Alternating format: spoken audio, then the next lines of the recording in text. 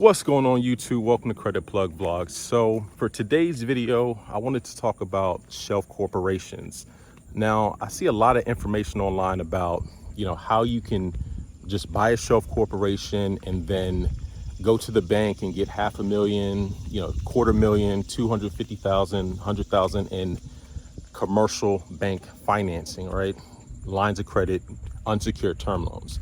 Now, the other day I was at the bank closing on another business line of credit, by the way, and I asked the underwriter a question. I said, what would happen if I sold my business? And this was just a hypothetical situation, but I asked him, what would happen if I sold my business?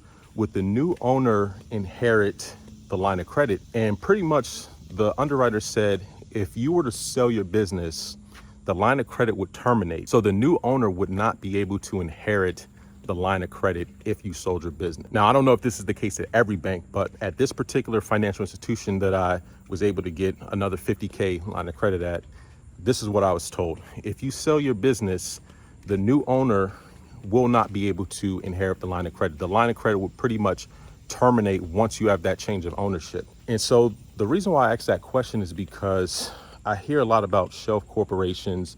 You could buy a shelf corporation and then get finance. Now, one of the critical issues with buying shelf corps to then try to get commercial term loans and lines of credit is that usually when you're buying a shelf corp, the shelf corp is not going to come with bank statements or tax returns, right? So when there's that change of ownership, generally, you're not going to be able to use that information or furnish that information if that information even comes with the shelf corp, because shelf corps are usually just dormant companies.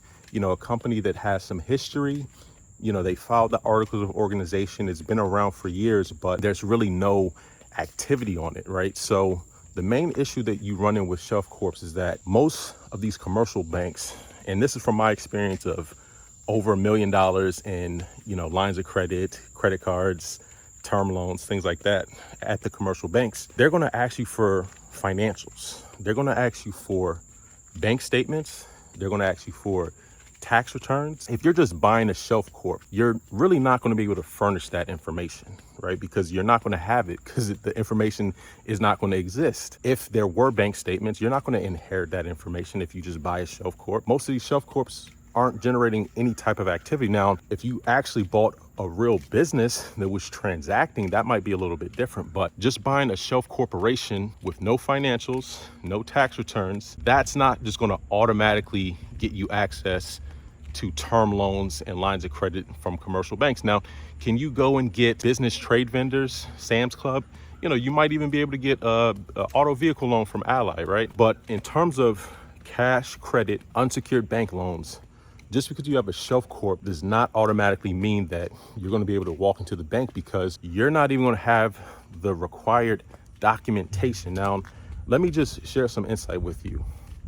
The past 5 weeks, I've gotten over $300,000 in business lines of credit from commercial banks. And I can tell you from each of those applications, they all required some type of financial information, whether that was business bank statements. And in most of the cases, I would say 5 out of the 6 wanted to see tax returns. And I would say 4 of those 5 wanted 2 years of personal and 2 years of business. Now, if you're buying a shelf corporation, the tax information is not going to reflect on your tax transcripts or your federal income tax summary. So if you're buying a shelf corp with no associated taxes, how are you going to demonstrate what the business was making?